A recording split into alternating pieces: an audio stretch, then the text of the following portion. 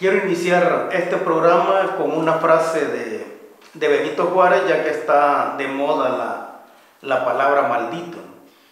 Benito Juárez dijo en una ocasión: malditos aquellos que con sus palabras defienden al pueblo y con sus acciones lo traicionan. Un saludo a toda la comunidad de salvadoreños que está dispersa en todo el mundo. Un saludo muy especial sobre todo a los salvadoreños que miran programa Plataforma de lunes a viernes y que dentro del país están tratando de construir una sociedad mejor, una sociedad más justa. En esta ocasión obviamente vamos a hablar del tema de las negociaciones y las imputaciones penales que le están haciendo a una serie de dirigentes políticos en torno a la negociación con las pandillas y lo que se ha dado en llamar un fraude electoral de legitimidad, ¿no? Entonces vamos a ver cuáles son esos nexos políticos y electorales y las implicaciones que tiene para la democracia negociar con pandillas, es decir, negociar con grupos sociales que según la ley están al margen no solo de la legalidad, sino que también al margen de los principios que como consenso moral básico la sociedad ha definido como las guías o referentes para el comportamiento tanto individual como colectivo.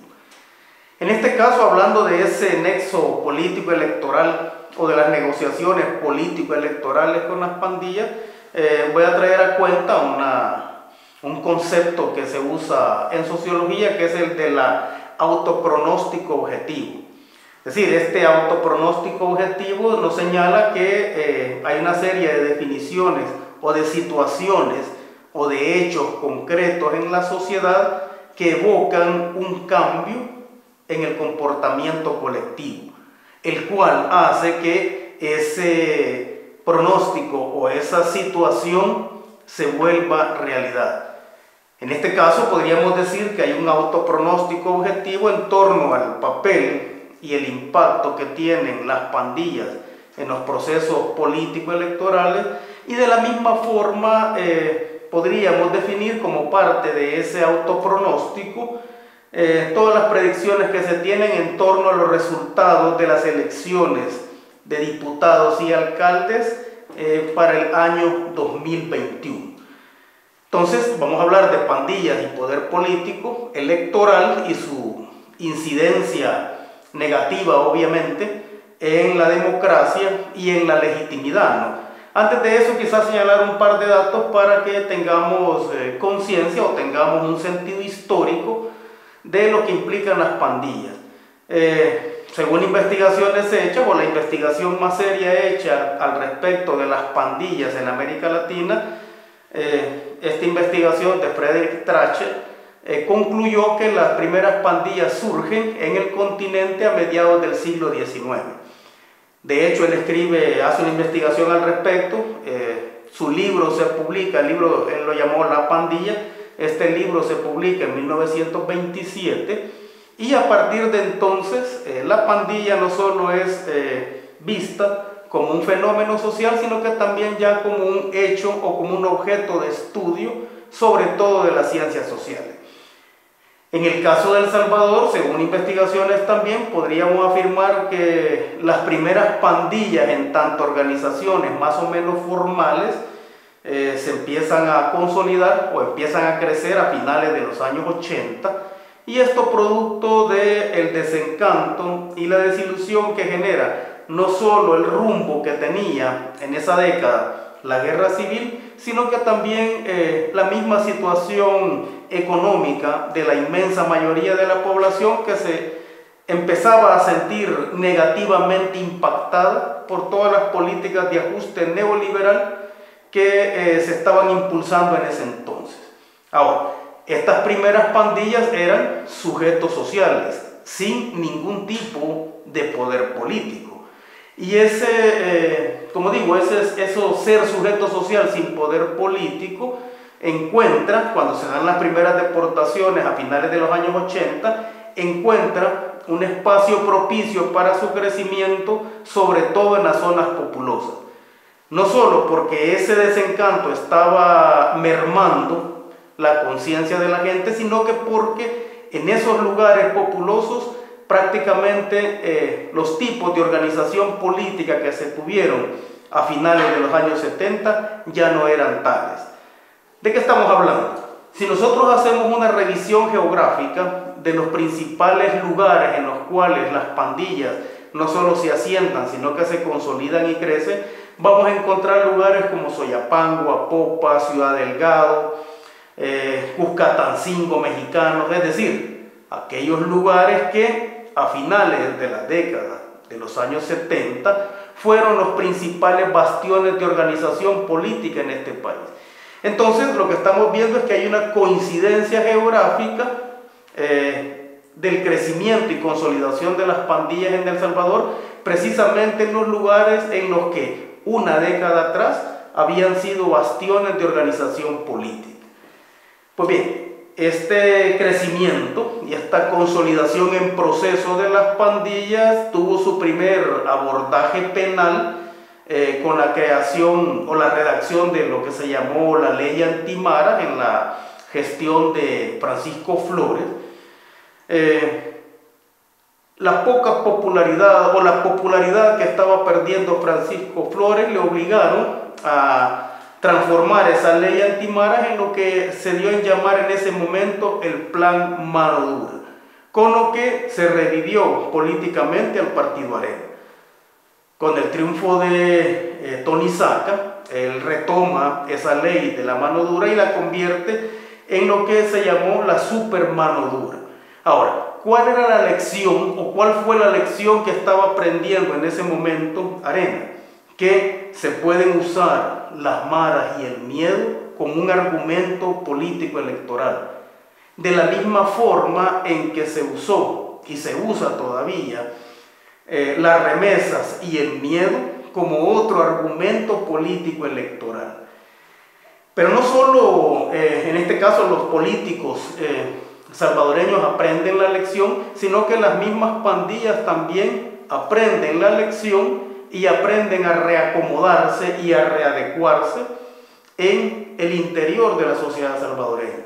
Entonces, entre el año 2003 y 2006 más o menos, se da una mutación bastante importante en las pandillas, no solo en términos de la apariencia física, que ya era denunciada o puesta como un criterio de arresto, sino que también las pandillas aprenden a crear sus propias jerarquías, sus propios decálogos de comportamiento y sobre todo aprenden a controlar el territorio.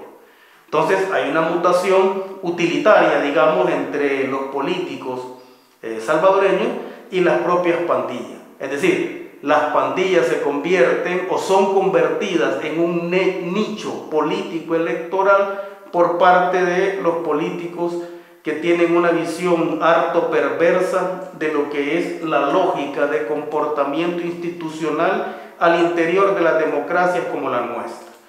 Entonces, lo perverso de esos primeros acercamientos y negociaciones que se dan, en este caso entre el Partido Arena y las pandillas, es el hecho de que se buscó llegar a la gente a partir de comprar a los líderes de las pandillas, en lugar de tener un acercamiento o una modificación del comportamiento de los líderes a través de políticas públicas que beneficiaran a la gente.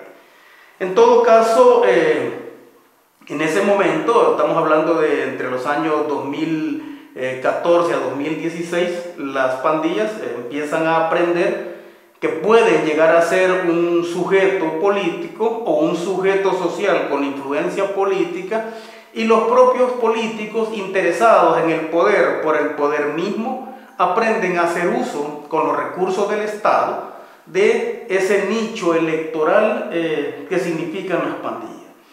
Ahora, ¿cuál es el hecho principal que provoca que las pandillas en El Salvador crezcan y se consoliden? Y aquí vamos a decir que ese hecho vino de parte de una política gubernamental carcelaria en la cual se construyeron o se definieron más bien cárceles exclusivas para los distintos tipos de pandillas en El Salvador. Al tener cárceles exclusivas, eso les dio a los pandilleros las condiciones objetivas y subjetivas para crecer, consolidarse y poder armar todo un entramado de afectación de la sociedad, incluso estando dentro de los penales. Ese desarrollo o ese lento desarrollo de las pandillas hace que en el año 2009 El Salvador haya llegado a ser el país más homicida de América Latina. En el 2015, es decir, 6 años después, El Salvador se convierte en el país más homicida del planeta, y eso obviamente estaba impactando no solo en la conciencia de la población, sino que estaba impactando también en el tipo de comportamiento organizacional de las pandillas. Entonces, a partir de 2015, las pandillas se reconocen, o los líderes de las pandillas se reconocen a sí mismos como sujetos políticos electorales efectivos, y eso hace que sean tomados en cuenta, o que estas pandillas sean tomadas en cuenta como argumento político electoral. Y acá, a estas alturas, estamos hablando de del 2014 en adelante, no solo para el partido Arena, sino que también para el partido FMLN. Ahora, cuando nosotros vemos que las pandillas pasan de ser un sujeto social a convertirse en un sujeto político, electoral, que incluso tiene la capacidad para paralizar el transporte, nos damos cuenta de que se vuelve necesario hacer un estudio específico de las condiciones por las cuales crecen y se consolidan, y eso nos lleva a lo que podríamos llamar, o bien podríamos llamar, una sociología de la pandilla. En el caso de las pandillas hay que decir que hay una noción o un concepto previo que es un lazo de deuda, es decir, la gente que se ve afectada negativamente por las políticas públicas o que ve que sus condiciones económicas no mejoran, interpreta eso como una hostilidad de parte del Estado. O en particular podríamos decir que interpreta esa situación de carencia como una hostilidad de parte de los gobiernos de turno. En ese sentido, se genera al interior de las comunidades más pobres al principio un sentimiento también de hospitalidad que es usado principalmente por los líderes de las pandillas para generar un espacio de identidad comunitaria. Ahora, ¿cuál es la causa que está detrás de esa consolidación de las pandillas?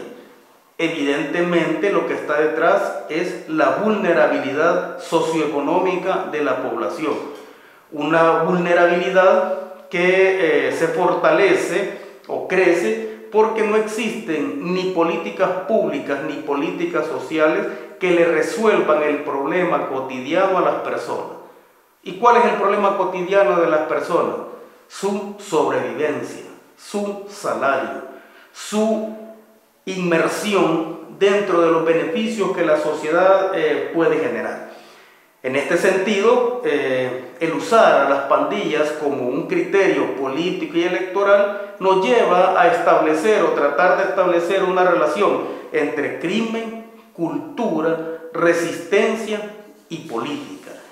Eso es lo que tenemos, es decir, la pandilla como una forma social y cultural se convierte en un lugar social comunitario que genera sus propios sistemas de identidad y que, producto del aprendizaje que van teniendo de la mano de los políticos corruptos, se reconocen a sí mismos como un sujeto político que puede sacar muchos beneficios para sus líderes en función de poner o de obligar a la población a votar por determinado partido político.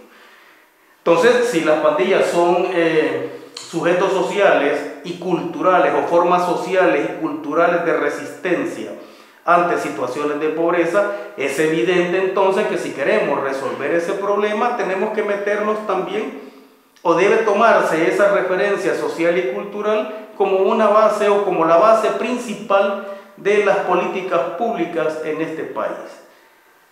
El crecimiento de las pandillas o las pandillas en sí mismo generan lo que se conoce como paralegalidad, es decir, una forma de comportamiento que va a la par de las formas legales de comportamiento.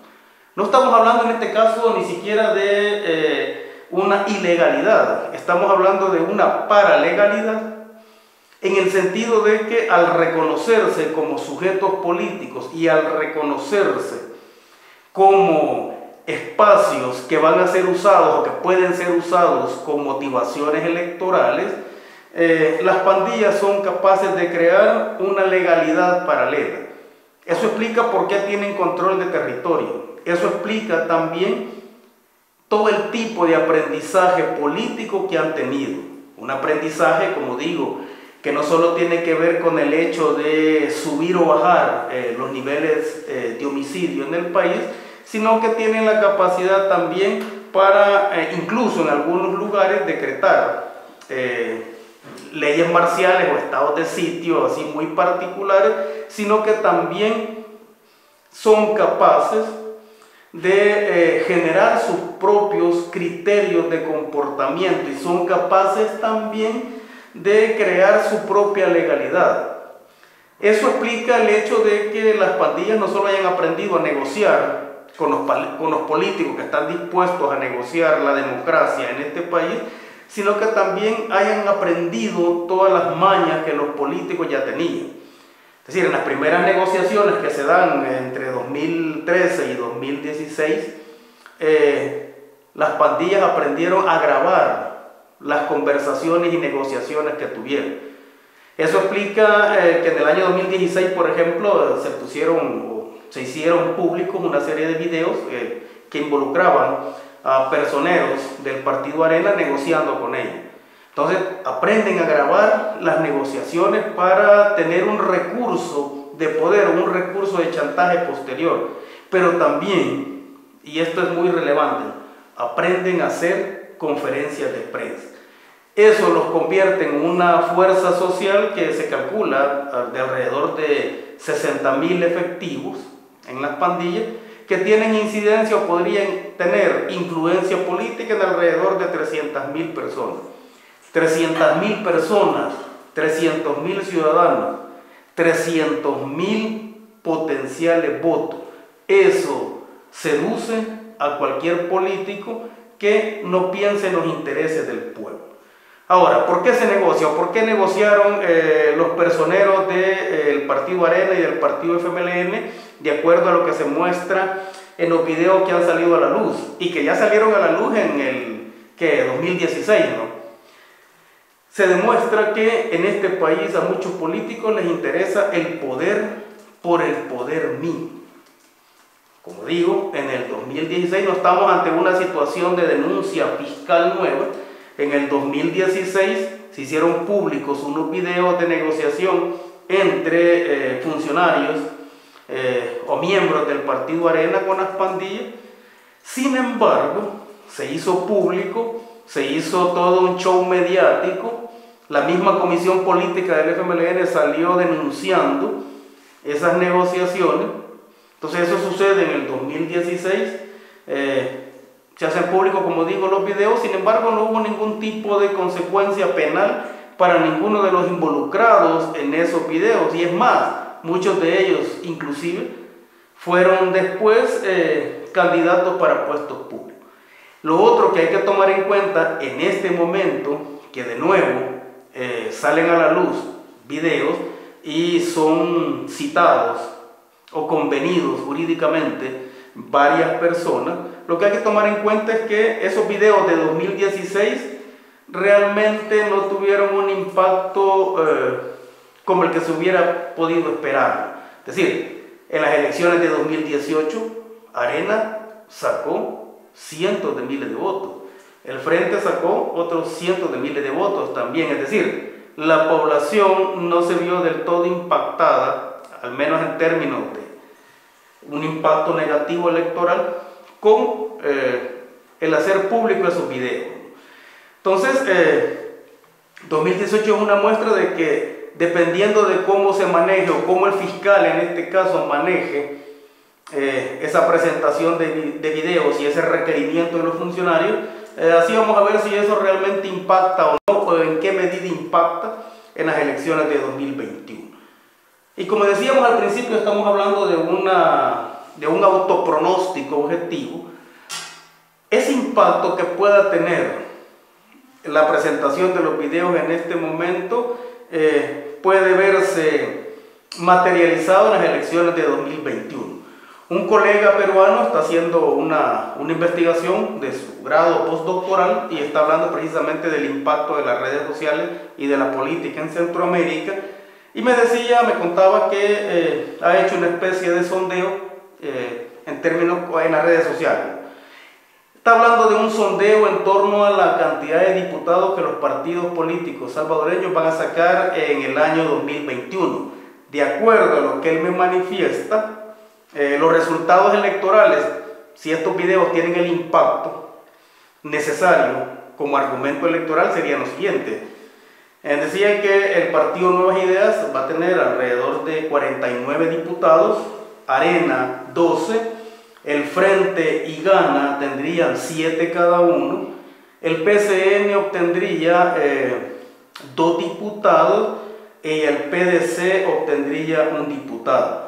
Quedan en el aire ahí 6 diputados inciertos, y ninguno de esos 6 diputados inciertos va a ser un diputado independiente. Es decir, Nuevas Ideas, Arena, FMLN o Gana pueden nutrirse de esos 6 diputados inciertos.